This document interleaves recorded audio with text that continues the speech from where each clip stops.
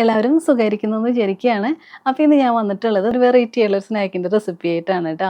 ഇത് ഉറപ്പായിട്ടും നിങ്ങൾക്ക് എല്ലാവർക്കും ഇഷ്ടപ്പെടും. സൂപ്പർ ടേസ്റ്റാണ് കഴിക്കാനായിട്ട്. അപ്പോൾ എല്ലാവരും വീഡിയോ ഒന്ന് കണ്ടു നോക്കുക. എന്നിട്ട് ഇതുപോലെ ഒന്ന് ട്രൈ ചെയ്ത് നോക്കണം. ഇഷ്ടമാവാണെങ്കിൽ ലൈക്ക് ചെയ്യാനും പിന്നെ ഫ്രണ്ട്സിനും റിലേറ്റീവ്സിനൊക്കെ ഒന്ന് ഷെയർ ചെയ്ത് കൊടുക്കാനും പിന്നെ ആരെങ്കിലും നമ്മുടെ ചാനൽ ആദ്യമായിട്ടാണ് കാണുന്നതെന്നുണ്ടെങ്കിൽ ഒന്ന് സബ്സ്ക്രൈബ് ചെയ്യാനും കൂടി മറക്കരുത് ട്ടോ. അപ്പോൾ നമുക്ക് പെട്ടെന്ന് തന്നെ വീഡിയോയിലോട്ട് പോവാം. ഈ സ്നാക്ക് റെഡിയാക്കി എടുക്കാനായിട്ട് മെയിനായിട്ട് നമുക്ക് വേണ്ടത് ഗോതമ്പ് പൊടിയാണ് കേട്ടോ. അപ്പോൾ അതിന് വേണ്ടിയിട്ട് ഞാനിവിടെ 1.5 കപ്പ് ഗോതമ്പ് പൊടി എടുക്കുന്നുണ്ട്. ഇത് നമുക്ക് ഈ ബൗളിലേക്ക് ഇട്ട് കൊടുക്കാം. ഇനി ഇതിലേക്ക് 1/4 ടീസ്പൂൺ ഉപ്പിട്ട് കൊടുക്കുക. പിന്നെ 1 ടീസ്പൂൺ ഓയിൽ കൂടി ഒഴിച്ചു കൊടുക്കാം. എന്നിട്ട് നന്നായിട്ടൊന്ന് മിക്സ് ചെയ്തെടുക്കണം. ഇതുപോലെ എല്ലാം ഒന്ന് മിക്സ് ചെയ്തെടുത്തതിന് ശേഷം ഇനി ഇതിലേക്ക് കുറേശ്ശെയായിട്ട് വെള്ളം ചേർത്ത് കൊടുത്തിട്ട് നല്ലതുപോലെ ഒന്ന് കുഴച്ച് റെഡിയാക്കി എടുക്കണം. നമ്മൾ ചപ്പാത്തി മാവൊക്കെ കുഴച്ചെടുക്കില്ലേ, അതുപോലെ തന്നെ നല്ല സോഫ്റ്റായിട്ട് ഇതൊന്ന് കുഴച്ചെടുക്കുക.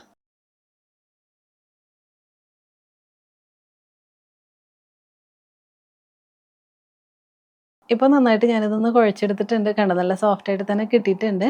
ഇനി നമുക്ക് ഇത് ചെറിയ ബോൾസ് ആക്കിയിട്ട് എടുക്കാം. എത്രണ്ണം ചെയ്യാൻ പറ്റും അതിനനുസരിച്ചിട്ട് ഇങ്ങനെ ചെയ്തെടുക്കാം. ഞാനിപ്പോൾ ഒരു 3 ബോളാക്കിയിട്ടാണ് ഇത് എടുത്തിട്ടുള്ളത്. ഇനി സാധാരണ നമ്മൾ ചപ്പാത്തിയൊക്കെ പരത്തിയെടുക്കുന്ന പോലെ തന്നെ കുറച്ച് ഗോതമ്പ് പൊടി ഒന്ന് സ്പ്രെഡ് ചെയ്ത് കൊടുത്തിട്ട് ഇത് ഓരോന്നായിട്ട് ഒന്ന് പരത്തിയെടുക്കാം.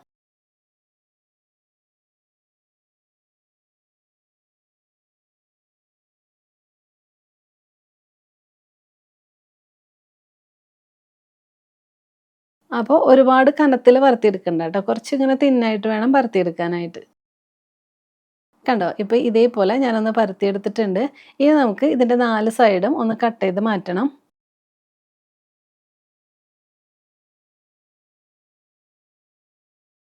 എന്നിട്ട് ഇതെല്ലാം നമുക്ക് ചെറിയ പീസസ് ആയിട്ടൊന്ന് കട്ട് ചെയ്തെടുക്കണം. അപ്പോൾ അതിന് വേണ്ടിയിട്ട് ഇതേപോലെ ഇങ്ങനെ ഒന്ന് കട്ട് ചെയ്ത് കൊടുക്കുക.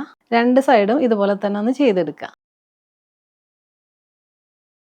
കണ്ടോ? അപ്പോൾ നമുക്ക് ഇതുപോലെ ഇങ്ങനെ സ്ക്വയർ ആയിട്ട് ചെറിയൊരു പീസായിട്ട് കിട്ടും. അപ്പോൾ ഇനി നമുക്കിതൊന്ന് ഷേപ്പ് ചെയ്തെടുക്കണം. അപ്പോൾ ഷേപ്പ് ചെയ്തെടുക്കുമ്പോൾ നിങ്ങൾക്ക് എങ്ങനെയാണെന്ന് വെച്ചാൽ ഇഷ്ടം പോലെ ഷേപ്പ് ചെയ്തെടുക്കാം ട്ടോ. ഞാനപ്പോൾ ചെയ്തെടുക്കുന്നത് ദാ ഇതുപോലെയാണ്. ഇതിൻ്റെ ഒരു സൈഡിൽ നിന്ന് നമുക്ക് ഇതേപോലെ ഇങ്ങനെ ഒന്ന് മടക്കി കൊടുക്കുക. എന്നിട്ട് ഈ 2 സൈഡും ഇതേപോലെ ഇങ്ങനെ ഒന്ന് ജോയിൻ്റ് ചെയ്ത് ഇങ്ങനെ ഒന്ന് പ്രസ് ചെയ്ത് കൊടുത്താൽ മതി. അപ്പോൾ കണ്ടോ നമുക്ക് ഈ ഒരു ഷേപ്പായിട്ട് കിട്ടും. വളരെ സിമ്പിളാണ് ട്ടോ ഇത് ചെയ്തെടുക്കാനായിട്ട്. നമ്മളിങ്ങനെ ജോയിൻ്റ് ചെയ്യുന്ന ഈ സൈഡ് ഒന്ന് പ്രസ് ചെയ്ത് കൊടുത്താൽ മതി ട്ടോ. പിന്നെ ഇത് വിട്ടു പോകുന്നില്ല. അപ്പോൾ ഇതുപോലെ തന്നെ നമുക്കിനി ബാക്കിയുള്ളതെല്ലാം ഒന്ന് ചെയ്തെടുക്കാം.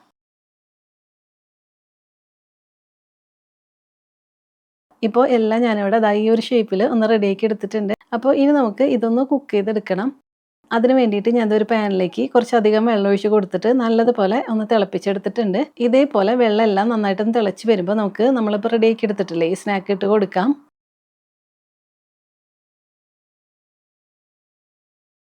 എന്നിട്ട് ഇത് നന്നായിട്ടൊന്ന് വേവിച്ചെടുക്കുക. ഒരുപാട് സമയമൊന്നും വേണ്ട കേട്ടോ. ഒരു 5ഓ 6ഓ മിനിറ്റൊക്കെ മതി. കാരണം ഇതെല്ലാം വളരെ തിന്നായിട്ടൊക്കെ തന്നെയല്ലേ നമ്മൾ ചെയ്തെടുത്തിട്ടുള്ളത്. പെട്ടെന്ന് തന്നെ നമുക്കിത് വെന്ത് കിട്ടും. അപ്പോൾ ഒരു 5 മിനിറ്റൊക്കെ കഴിയട്ടെ. അതിന് ശേഷം നമുക്ക് എടുക്കാം.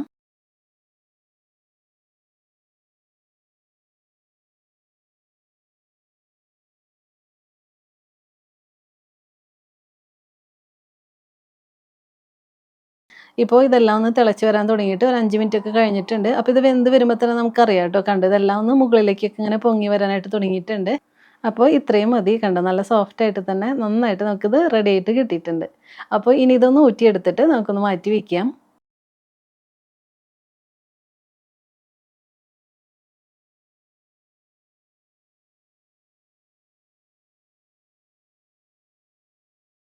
ഇനി ഒരു പാനിലേക്ക് 2 ടേബിൾ സ്പൂൺ ഓയിൽ ഒഴിച്ച് കൊടുക്കുക. ഇപ്പോൾ ഓയിൽ ചൂടായിട്ടുണ്ട്. അപ്പോൾ ഇനി നമുക്കിതിലേക്ക് സവാള ചേർത്ത് കൊടുക്കാം. ഞാനപ്പോൾ ഒരു സവാളയാണ് ട്ടോ എടുത്തിട്ടുള്ളത്. എന്നിട്ട് ഇത് ഇതുപോലെ വളരെ ചെറുതായിട്ട് ഇങ്ങനെ കട്ട് ചെയ്തെടുത്തിട്ടുണ്ട്. അപ്പോൾ ഇതിട്ട് കൊടുത്തിട്ട് ഒന്ന് വഴറ്റിയെടുക്കാം.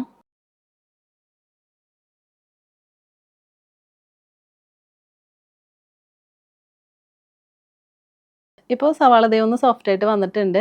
അപ്പോൾ ഈ സമയമാവുമ്പോൾ നമുക്കിതിലേക്ക് വെളുത്തുള്ളി ചേർത്ത് കൊടുക്കണം. ഞാനപ്പോൾ ഒരു 6 വെളുത്തുള്ളി ഇതുപോലെ ചെറുതായിട്ടൊന്ന് കട്ട് ചെയ്തെടുത്തിട്ടുണ്ട്. ഇതിട്ട് കൊടുക്കാം.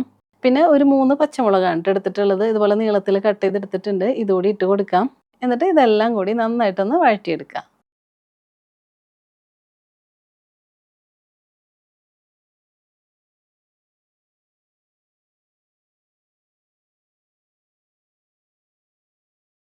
ഇപ്പോൾ കുറച്ച് നേരം ഞാൻ നല്ലതുപോലെ മിക്സ് ചെയ്ത് കൊടുത്തു. അപ്പോൾ കണ്ടോ ഇതെല്ലാം നന്നായിട്ട് തന്നെ വഴന്ന് വന്നിട്ടുണ്ട്. അപ്പോൾ ഇനി നമുക്കിതിലേക്ക് എരിവിന് വേണ്ടിയിട്ട് 1 ടീസ്പൂൺ റെഡ് ചില്ലി പൗഡർ ചേർത്ത് കൊടുക്കാം. എന്നിട്ട് ഇതൊന്ന് മിക്സ് ചെയ്തെടുക്കാം.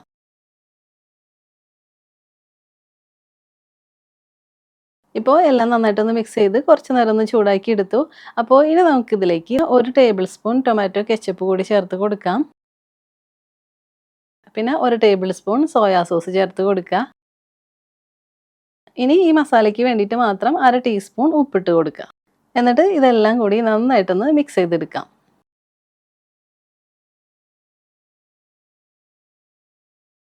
ഇപ്പോൾ എല്ലാം നന്നായിട്ടൊന്ന് മിക്സ് ചെയ്തെടുത്തു. അപ്പോൾ ഇത്രയും മതി. ഇപ്പോൾ നല്ലൊരു സ്മെല്ല് വരാൻ തുടങ്ങുന്നുണ്ട് ട്ടോ. അപ്പോൾ ഇനി ഇതിലേക്ക് നമ്മളിപ്പോൾ വേവിച്ചെടുത്തുള്ള സ്നാക്കില്ലേ ഇതിട്ട് കൊടുക്കാം.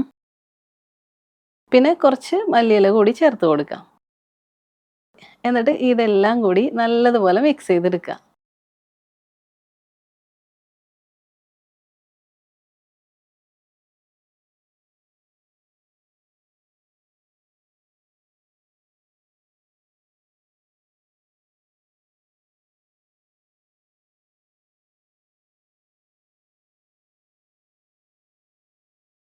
ഇപ്പോൾ എല്ലാം നന്നായിട്ട് മിക്സ് ചെയ്തെടുത്തു. കണ്ടോ നല്ലതുപോലെ തന്നെ ഇത് റെഡി ആയിട്ട് കിട്ടിയിട്ടുണ്ട്. അപ്പോൾ ഇനി നമുക്ക് ചൂടോട് കൂടി തന്നെ ഇത് സെർവ് ചെയ്യാം.